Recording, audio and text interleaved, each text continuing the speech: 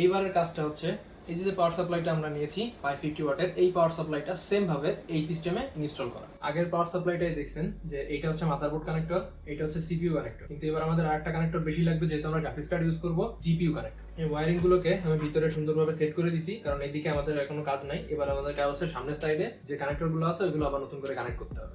আসসালামু আলাইকুম এভরিওয়ান, কেমন আছেন সবাই? Welcome to a brand new video. This is a 5600G complete পিসি। যে মনিটরটা দেখতেছেন এটা হচ্ছে ভিউসনিকের, মডেলটা স্ক্রিনে দিয়ে দিচ্ছি। আর এই যে পিসিটা দেখতেছেন এটার কনফিগারেশন মোটামুটি টিপিক্যাল 5600G কনফিগারেশন যেরকম হয়ে থাকে সেরকমই। আর ক্যাসিংটা যথেষ্ট সুন্দর দেখতে, ডেকোরেশন করা হয়েছে আলাদাভাবে। এর সাথে পাওয়ার সাপ্লাই হিসেবে রয়েছে 450 ওয়াটের একটা পাওয়ার সাপ্লাই। কিন্তু এখানে একটা প্রবলেম আছে, আমি চাচ্ছি এই পিসিতে একটা গ্রাফিক্স কার্ড অ্যাড করতে, কিন্তু 450 ওয়াটের পাওয়ার সাপ্লাই থাকার কারণে আমি যে গ্রাফিক্স কার্ডটা অ্যাড করতে যাচ্ছি সেই গ্রাফিক্স কার্ডটা আমি এই বিল্ডে অ্যাড করতে পারতেছি না। এই পিসিতে গ্রাফিক্স কার্ড অ্যাড করার জন্য যে কার্ডটা আমি সিলেক্ট করেছি সেটা হচ্ছে ইন্টেল আর্ক A770 16 GB এই কার্ডটা। কিন্তু এই কার্ডটা অ্যাড করতে গেলে এই পিসির পাওয়ার সাপ্লাইটা চেঞ্জ করতে হবে, বিকজ এটাতে আছে 450 ওয়াটের পাওয়ার সাপ্লাই। আর ওই কার্ডটা অ্যাড করতে গেলে আমার লাগবে অ্যাটলিস্ট 550 ওয়াটের পাওয়ার সাপ্লাই।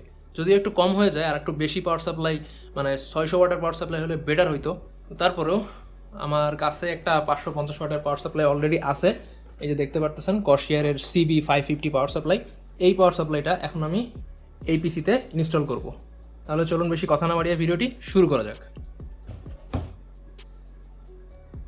পিসিটা সরিয়ে অপারেট করার মতো জায়গায় নিয়ে আসছি। এবারে কাজ হচ্ছে পিসিটা খোলা। পাওয়ার সাপ্লাইটা খোলার জন্য প্রথমে আমরা ব্যাক প্যানেলের যে স্ক্রুটা আছে এই স্ক্রু দুটো খুলে নিব। এবার জাস্ট এটাকে এদিক থেকে একটু টান দিলে এটা খুলে যাবে।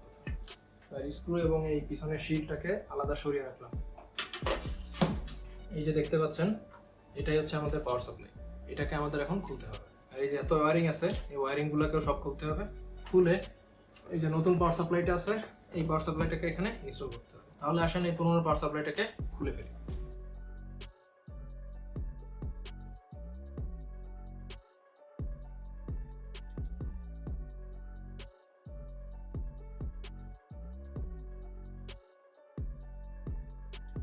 প্রথমে মাদারবোর্ডের পাওয়ারের লাইন এবং সিপিইউ পাওয়ারের লাইন যে কেবলটা দিয়ে বাঁধা ছিল সেটা খুলে নিলাম। এবার ফ্রন্ট প্যানেল থেকে মাদারবোর্ডের পাওয়ার এবং সিপিইউ পাওয়ারের যে লাইন দুইটা, এই লাইন দুইটা আমরা খুলে দিব।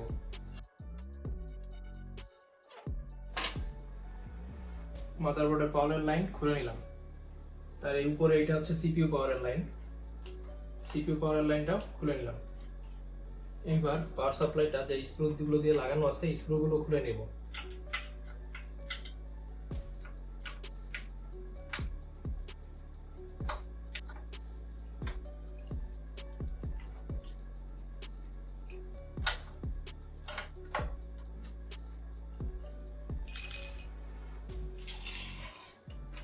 দেখতে পাচ্ছেন পাওয়ার সাপ্লাইটা বের হয়ে আসলো। এবার অন্যান্য যে লাইনগুলো আছে সেগুলো আমরা এক এক করে খুলে নেব। প্রথমে হার্ড ডিস্কের যে মেইন পাওয়ার লাইন সেটা খুলে নেব।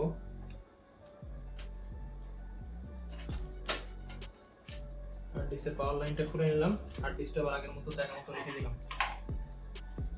এবার কাস্টম ফ্যানের যে লাইনগুলো দেয়া আছে সেই ফ্যানের লাইনগুলো খুলে নেব। ফ্যানের কানেক্টরগুলো খুলে নিলাম।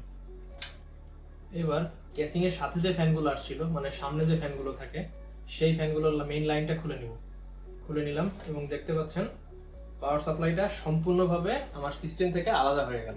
এইবারের কাজটা হচ্ছে এই যে পাওয়ার সাপ্লাইটা আমরা নিয়েছি 550 ওয়াটের, এই পাওয়ার সাপ্লাইটা সেম ভাবে এই সিস্টেমে ইনস্টল করা।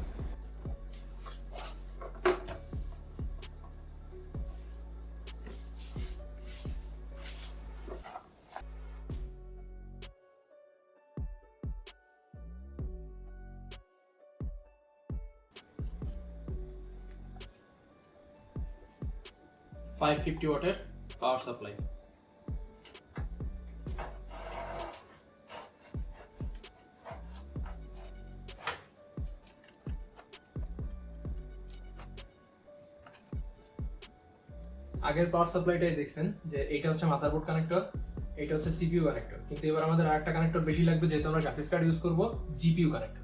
সিপিইউ কানেক্টরটা এই উপর দিয়ে আমরা আগের মতো দিয়ে দিব। এই মাদারবোর্ড কানেক্টরটা আমরা এই সাইড দিয়ে আগের মতো মাদারবোর্ডে দিয়ে ইনস্টল করে দিব। আর এই যে জিপিইউ কানেক্টরটা মানে গ্রাফিক্স কার্ডে যে পাওয়ারের লাইনটা যাবে সেইটা আমরা হচ্ছে এই ভিতর দিয়ে দিয়ে ওই সাইড থেকে বের করে নিব। এই কাজগুলো করার আগে আরেকটা ছোট কাজ করতে হবে, সেগুলো হচ্ছে এক্সট্রা যে ওয়্যারিংটা দেখতেছেন এই যে এই ওয়্যারিংগুলোকে আমরা একটু অর্গানাইজ করে নিব।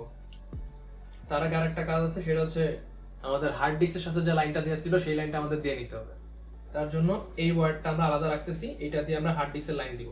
আর এই ওয়্যারগুলোকে আমরা একসাথে এখন অপটিমাইজ করে ফেলবো।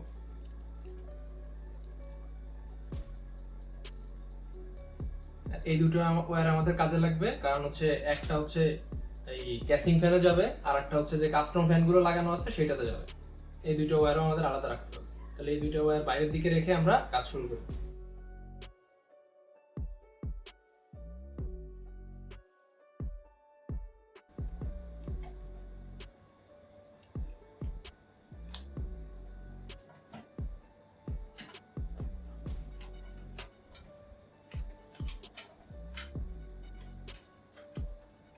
প্রথমে পাওয়ার সাপ্লাইটাকে জায়গা মতো বসিয়ে স্ক্রুগুলো করে নিলাম। আর আগেই দেখলেন যে যে তারগুলো আমাদের প্রয়োজন নেই সেই তারগুলোকে এক জায়গায় করে রাবার দিয়ে পেঁচিয়ে, যদি রাবার দিয়ে পেঁচানো আমার উচিত হয় নাই, তারপরও হাতের কাছে আর কিছু ছিল না তাই রাবার দিয়ে কাজ ছাড়তে হলো। আমি পরবর্তীতে এটাকে চেঞ্জ করে এই ধরনের জিনিস দিয়ে আবার আমি আটকায় দিব। ওটা এই মুহূর্তে আমার কাছে নাই, সেই জন্য আপাতত এটা দিয়ে কাজ ছাড়লাম।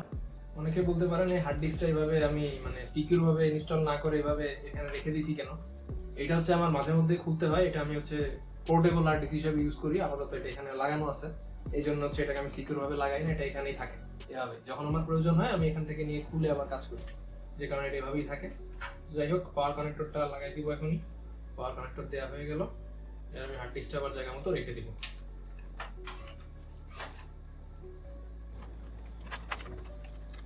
এই ওয়্যারিং গুলোকে আমি ভিতরে সুন্দরভাবে সেট করে দিছি, কারণ এইদিকে আমাদের এখনো কাজ নাই। এবার আমাদের কাজ হচ্ছে সামনের সাইডে যে কানেক্টর গুলো আছে ওইগুলো আবার নতুন করে কানেক্ট করতে হবে।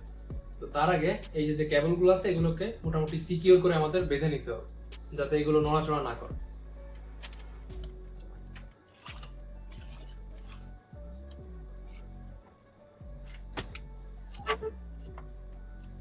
এটা হচ্ছে আমাদের জিপিইউ কানেক্টর, যে গ্রাফিক্স কার্ডটা আমরা এখানে লাগাবো সেই গ্রাফিক্স কার্ডে আমাদের এই কানেক্টরটা যাবে, যে কারণে এটাকে বের করে রাখা। গ্রাফিক্স কার্ড যখন আমি ইনস্টল করবো তখন এটাতে যাতে পাওয়ার দিতে পারি। আর এটা হচ্ছে আমাদের সেই মাদারবোর্ডের কানেক্টর, এটা এখন এই মাদারবোর্ডে আমরা ইনস্টল করব। মাদারবোর্ডের কানেক্টরটা এই যে মাদারবোর্ডে ইনস্টল করে দিই। এবার হচ্ছে সিপিইউ হেডার, এই যে আমাদের সিপিইউ হেডার এই লাইনটা বের করে রাখছি এই সিপিইউ হেডারে দেওয়ার জন্য। তাহলে এটা সিপিইউ হেডারে এখনই দিয়ে দিব।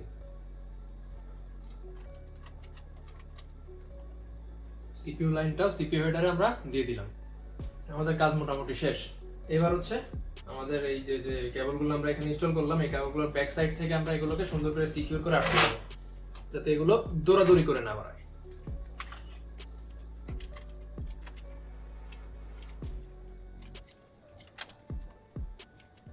এইগুলোতে আসলে কেবলটা ইউজ করাটাই বেটার, কিন্তু আমার কাছে এই মুহূর্তে কেবলটাই নাই, যে কারণে আমি এইটাইগুলো ইউজ করতেছি, ম্যানুয়ালটাই। এগুলো দিতে কাজ হয় না তা কিন্তু না, দেখেন সুন্দরভাবে কিন্তু এটা এখানে আটকে গেছে।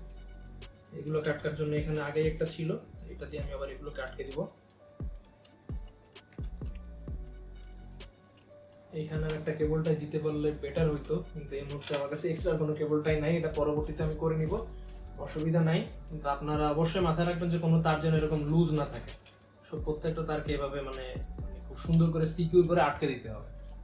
এবার এই ব্যাক প্যানেলটা এখানে দিয়ে দিব, দেখবো যে কোনো প্রকার অসুবিধা হচ্ছে কিনা লাগাতে। ঘাটে ঘাট মিলিয়ে জাস্ট এভাবে একটু প্রেসার দিলে এটা সুন্দরভাবে এখানে আটকে যাবে। দেখেন এটা সুন্দরভাবে লেগে গেল। এবার আমার কাজ হচ্ছে যে স্ক্রু দুটো ছিল ম্যানুয়াল, স্ক্রু দুটো দিয়ে এগুলোকে আটকে দেওয়া।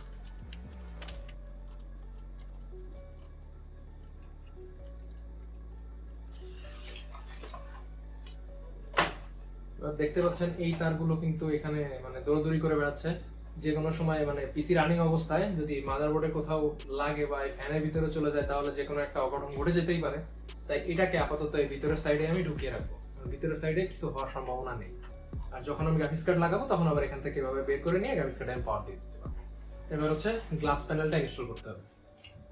তাহলে আমার কাজ কমপ্লিট। এবার পাওয়ার দিয়ে দেখতে হবে এটা আগের মতো সুন্দরভাবে পাওয়ার পাচ্ছে কিনা। ও আরেকটা জিনিস ভুলে গেছি, এই ফিল্টারটাকে আবার আগের মতো আটকে দেবো। পিসি আবার জায়গা মতো সেট আপ করা হয়ে গেছে। এইবার পিসির থেকে যে কেবলগুলো খুলছিলাম এই যে এই কেবলগুলো আবার পিসিতে ইনস্টল করব।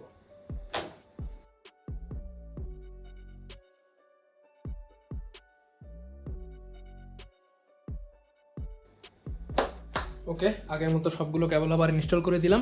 এবার মেইন পাওয়ারের লাইন দিব।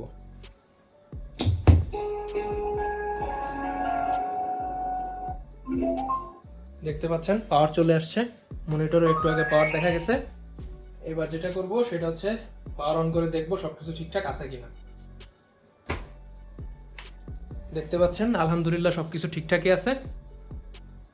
এই যে মাদারবোর্ডও পাইছে। এখন দেখি পিসি ঠিকঠাকভাবে অন হয় কিনা।